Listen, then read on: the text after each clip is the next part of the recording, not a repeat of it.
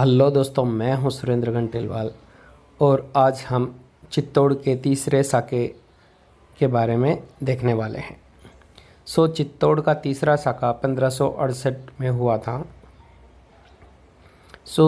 सबसे पहले देख लेते हैं कि ये चित्तौड़ की तरफ अकबर ने क्यों देखा या फिर उस पर कब्जा करने के बारे में क्यों सोचा। चित्तौड़ देखे तो वैसे एक काफ़ी इम्पोर्टेंट फोर्ट है। चित्तौड़ का जो मार्ग है, जैसे दिल्ली से अगर किसी को गुजरात जाना हो तो चित्तौड़ के थ्रू ही हो के जाना पड़ता है, और सेम वैसे ही मालवा जाना पड़ता था साउथ में, तो उसका रास्ता भी चित्तौड़ होके।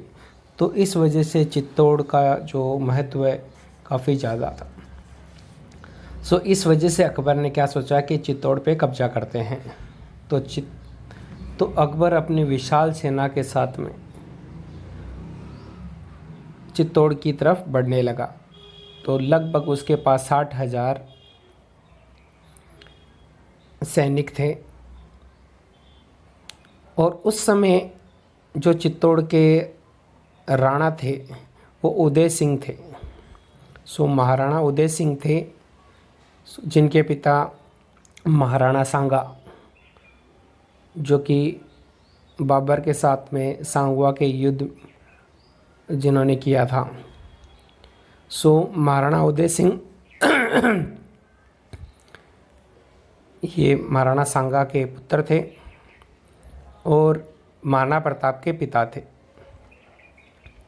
इनका जन्म 1522 में हुआ था और इनका निधन 1572 में हुआ था। ये तो महाराणा उदय सिंह के बारे में हमने देख लिया। जैसे ही अकबर की सेना चित्तौड़ की तरफ बढ़ रही थी, तो जब वो नगरी गांव के पास पहुंची तो उसकी सूचना शक्ति सिंह, जो कि एक चित्तौड़ के ही रहने वाले थे, उनको मिल गई, और उन्होंने ये बात महाराणा उदय सिंह को बता दी कि अकबर की सेना आ रही है और उनका जो मकसद है वो चित्तौड़ पे कब्जा करना है। तो जैसे उदय सिंह को पता चला तो उन्होंने एक मीटिंग बुलाई, और उन्होंने उनके जो सामंत थे, जो और बड़े लीडर्स थे, उन्होंने आपस में क्या डिसीजन लिया कि महाराणा उदय सिंह और उनका परिवार है ना, ये किला छोड़ के चले जाएंगे, और जो बाकी जो सैनिक है, कमांडर है, वो क्या करेंगे, इसकी रक्षा करेंगे। मोस्टली उन्होंने सोचा कि इससे पहले भी साका हुआ था, तो क्या होता था कि उसमें राजा की मृत्यु हो जाती थी। हमने पहला साका भी देखा था चित्तौड़ का, जिसमें रावल रतन सिंह थे उस टाइम चित्तौड़ के राजा। तो क्या हुआ था, साका में बाद में उनकी मृत्यु हो गई थी, और एक बार राजा की मृत्यु हो जाती है तो प्रजा भी काफ़ी ज़्यादा निराश हो जाती है और उनको आगे कोई ऐसा रास्ता नहीं मिलता। तो उन्होंने भी ये सोचा कि क्योंकि उनके पास जो सैनिक थे वो तो 8,000 के लगभग थे, और जो महाराणा जो अकबर की सेना थी वो काफ़ी विशाल सेना थी, लगभग 60,000 के सैनिक थे। तो उनको पता था कि परिणाम क्या होने वाला है। तो उन्होंने निर्णय लिया कि हम क्या करते हैं, उदय सिंह और उनके परिवार को बोलते कि आप दूसरी जगह कहीं पे सुरक्षित स्थान पर चले जाओ। तो फाइनली उदय सिंह और उनके परिवार क्या गए, दूसरे स्थान पे चले गए।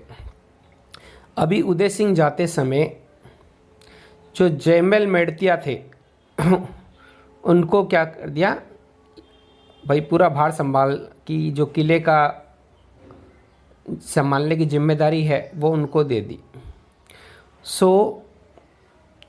अभी पूरी की पूरी जो किले संभालने की जिम्मेदारी है जयमल मेड़तिया, और उन एक सेनापति भी थे पत्ता चुंडावत, तो मेन उन दोनों को उनके ऊपर आ गई। जो प्रमुख थे वो जयमल मेड़तिया थे और पत्ता चुंडावत। दोनों के पास अभी क्या हो गई, जो किले की रक्षा करने की जिम्मेदारी उनके पास है। थोड़ा हम अभी जयमल मेड़तिया के बारे में देख लेते हैं। जयमल मेड़तिया का जन्म 1507 में हुआ था और उनकी मृत्यु, ये जो शाखा हुआ है 1568 में, उसमें हो जाती है। मेड़ता का राजा बनाया गया था उनके पिता की मृत्यु के बाद में। उनके पिता राव वीरमदेव के निधन के बाद मेड़ता के राजा बने और वो राठौड़ वंश के संस्थापक राव दुद्दा के पोते थे और वो क्या थे, मीराबाई के कजिन ब्रदर भी थे। ये हमने कुछ देख लिया है राव जयमल के बारे में। और जो पत्ता सिंह या फतेह सिंह चुंडावत कर दिया, इनको जिम्मेदारी दी गई है कि अभी किले की जो रक्षा का भार आपके ऊपर है। अकबर धीरे धीरे जो चित्तौड़ का किला था उसके भार उसने घेरा कर लिया है और उसने अपनी सेना चारों तरफ से घेर ली है। पहले तो यही था कि हम बाहर घेर लेते हैं, क्योंकि किला इतना विशाल था कि उसमें डायरेक्टली हम अंदर तो नहीं जा सकते। तो इस बात का इंतज़ार करते हैं कि किले का जब भी जल और खाने पीने का जो सामग्री ख़त्म होगा तो उनके पास और कोई चारा नहीं रहेगा और उनको समर्पण करना ही पड़ेगा। तो उन्होंने किले का घेरा कर लिया है और साथ में ही उन्होंने क्या किया, अभी तोपें लगा दी चारों तरफ, और तोपों से क्या करते थे, दीवार को गिराने का काम करते थे। और साथ में क्या कर दी, सुरंग खोदने का काम भी शुरू कर लिया।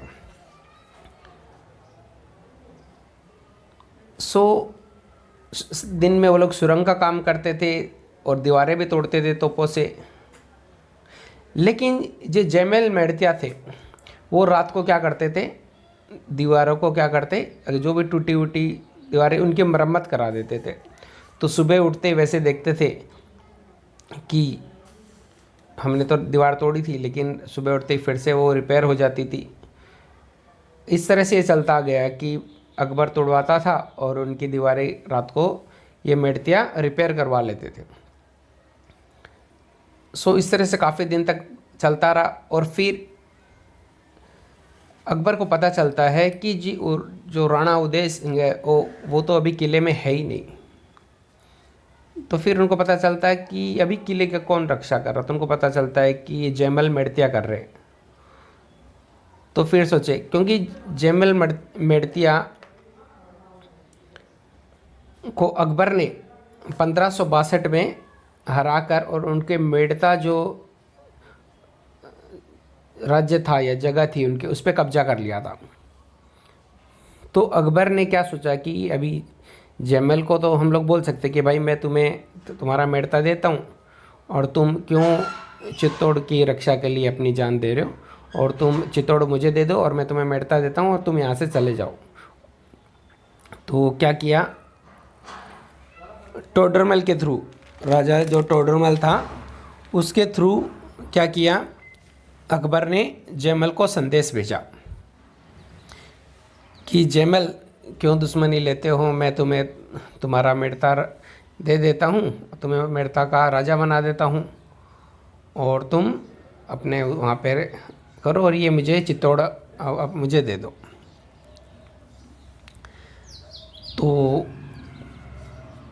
जयमल बोला नहीं, ये तो मैं नहीं दे सकता हूँ। तो उसने क्या किया, एक जवाब लिखा है, देखो कवि ने क्या उसे सुंदर शब्दों में उच्चारण किया है।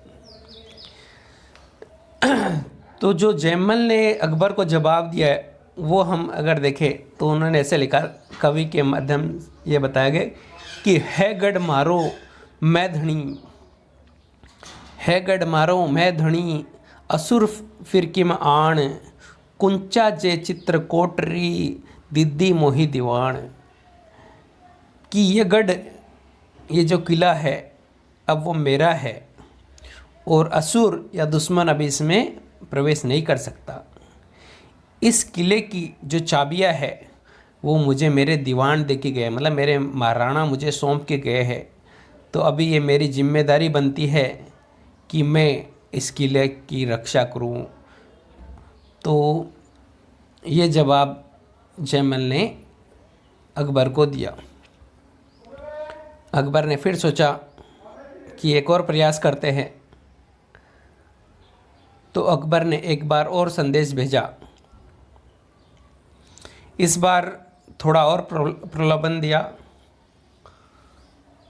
और अकबर ने इस बार मेड़ता के साथ में नागौर देने का भी निर्णय किया कि मेड़ता तो तुम्हें मिल ही जाएगा और साथ में नागौर भी मिल जाएगा।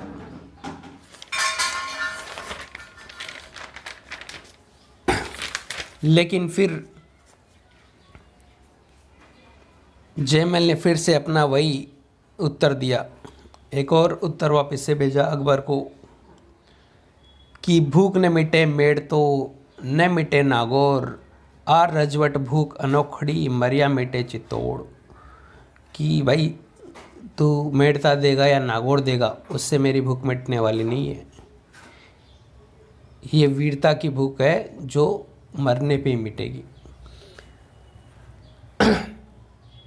इस तरह से अकबर के प्रयास असफल हुए और फिर उन्होंने निर्णय किया कि अभी हम ध्यान रखेंगे कि ये रात को जयमल जब भी दीवार को वापस से रिपेयर करवाता है या बनवाता है तो एक दिन ऐसे ही एक रात को जब जयमल दीवार जो टूटी हुई दीवार को बनवा रहा था तो उस समय अकबर ने गोली चलाई और वो जयमल के पैर में लग गई।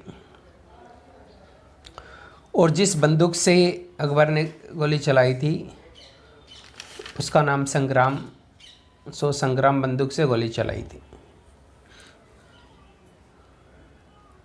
उसके बाद में जो जयमल है वो घायल हो जाते हैं और जो किले के अंदर की स्थिति भी ऐसी रहती है कि वहाँ का जल पानी भी ख़त्म होने लगता है या खाने पीने का सामान। तो उन्होंने फाइनली डिसाइड किया आपस में कि अभी वो शाका करेंगे। तो शाका के अंदर दो पार्ट होंगे, एक केसरिया होने वाला है और एक जौहर होगा। जो केसरी जो जौहर है जिसमें सारी जो औरतें हैं वो क्या करें, अग्नि में चली जाएगी या फिर जल जाएगी। तो वो किसके लीडरशिप में हुआ, फुल कवर के, जो कि पत्ता की वाइफ थी और जयमल की सिस्टर। उनकी लीडरशिप में उन्होंने क्या जौहर किया। और जो केसरिया वो पत्ता सिंह लीड करने वाले थे। फाइनली जौहर होने के बाद में उन्होंने सुबह केसरिया के लिए कि अभी मर मिटने के लिए जाना ही है। तो तभी जब वो जा रहे थे तो जयमल तो घायल था, तो वो सोचा कि अभी मैं कैसे जाऊं, या फिर उसे काफ़ी दुख हो रहा था कि इस ऐसी विपत्ता में मैं अपने देश के लिए जो मुझे मेरी जिम्मेदारी सौंपी गई है मैं उसमें कोई योगदान नहीं दे सकता। तो उनकी सेना में एक सैनिक थे कल्लाजी राठौड़। वो भी राठौड़ थे और जयमल भी राठौड़। उन्होंने कहा कि आप मेरे कंधों पे बैठ जाइए और हम ऐसे लड़ते हैं। तो जयमल थे वो कल्लाजी राठौड़ के कंधे पे बैठ गए। दो हाथ दो जो तलवार कल्लाजी के पास और दो जयमल के पास, चारों हाथ से वो क्या कर रहे थे, तलवार चला रहे थे। तो एक साथ चार चार जो अकबर की सेना के सिपाही थे उनको मार रहे थे। और उसी तरीक़ा से जो पत्ता सिंह है वो भी लड़ रहे थे। दोनों काफ़ी बहादुरी से लड़े, पत्ता सिंह और जयमल। और इस पूरे युद्ध में अगर देखें तो जो अकबर की 60,000 की सेना थी उसमें, और जो ये चित्तौड़ की जो 8,000 की सेना थी, तो इस 8,000 की सेना ने अकबर के 40,000 सैनिकों को मार गिराया और वो भी 8,000 भी सैनिक शहीद हो गए। पूरे युद्ध में 48,000 लोग मरे गए। मीन्स 8,000 लोगों ने 40,000 लोगों को मार दिया। तो काफ़ी बहादुरी से फत्ता सिंह और जैमल के लीडरशिप में उनके जो सैनिक थे लड़े। लास्ट में जैमल और कल्लाजी हनुमाल पोल और भैरव पोल के बीच में लड़ते हुए वीरता को प्राप्त हो गए। सो हनुमान पोल और जो भैरव पोल है उसके बीच में लड़ते हुए कल्लाजी और जैमल क्या हुआ, वीरता को प्राप्त हो गए। और जो पत्ता चुंडावत है उनकी मृत्यु रामपोल के पास हुई। सो इस तरीके से इनकी मृत्यु हुई। और जैसे ही बाद में सबकी हुई तो अकबर सोचा अभी किले के अंदर जाता हूँ। तो अकबर किले के अंदर गया अपने बचे हुए सैनिकों के साथ। तो देखा तो अंदर सब कुछ जल चुका था।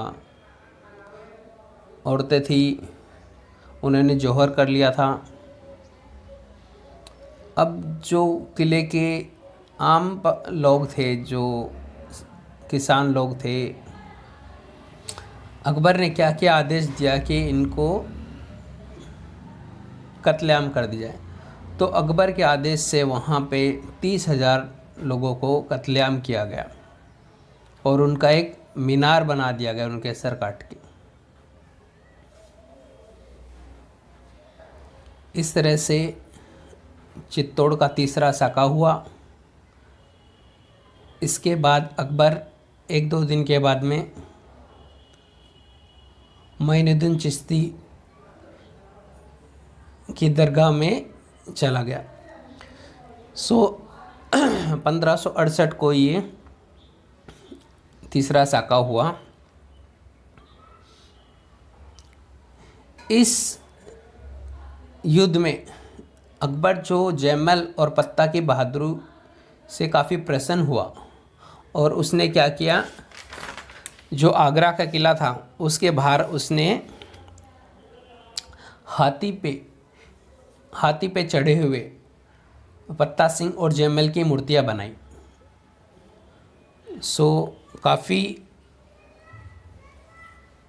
अकबर इनकी बहादुरी से प्रसन्न हुआ था। ये दुश्मन पक्ष की तरफ से थे, लेकिन फिर भी अकबर ने क्या किया, इनकी वीरता से प्रभावित होकर इनकी मूर्तियां बनाई। बाद में औरंगजेब ने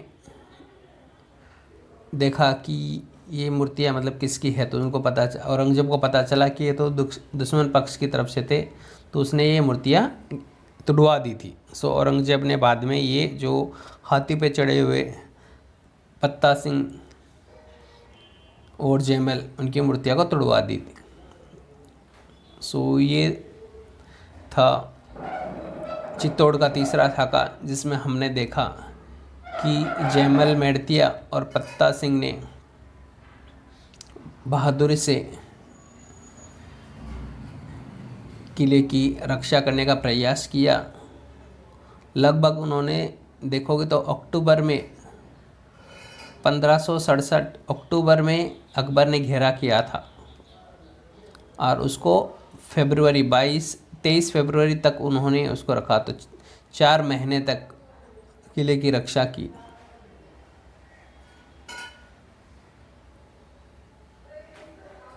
सो ऐसी जानकारी के लिए आप हमारे चैनल से जुड़े रहें। धन्यवाद।